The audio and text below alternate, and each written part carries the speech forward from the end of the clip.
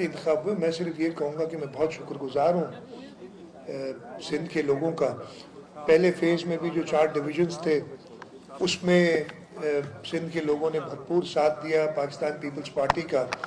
और कल परसों जो 15 तारीख को सेकंड फेज़ हुआ है उसमें कराची और हैदराबाद डिवीज़न के लोगों ने भी भरपूर साथ दिए और अल्लाह ताला का शुक्र है और पाकिस्तान ये सिंध के लोगों की हमारे ऊपर फेथ है पाकिस्तान पीपल्स पार्टी के ऊपर कि एक ही जमात है जो कि सिंध के लोगों के लिए उन्होंने, और हम कहते हैं हमने काम किया है, करके दिखाया है।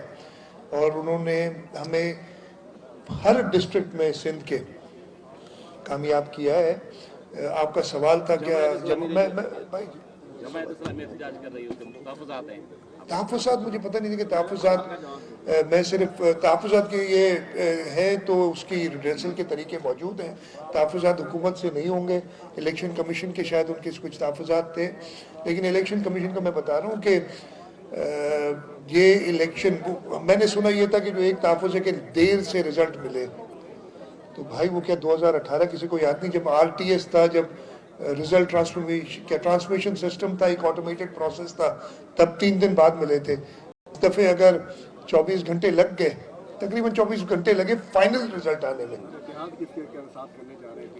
ये पार्टी लीडरशिप फैसला करेगी कि किसके साथ इत्तेहाद करें। मैं सिर्फ ये कहूँगा कि अल्लाह ताला का शुक्र है कि कराची में भी पाकिस्तान पीपल्स पार्टी की सबसे ज़्यादा सीटें आई हैं, और अगर मेयर किसी को बनाने का हक है वो पाकिस्तान पीपल्स पार्टी का है।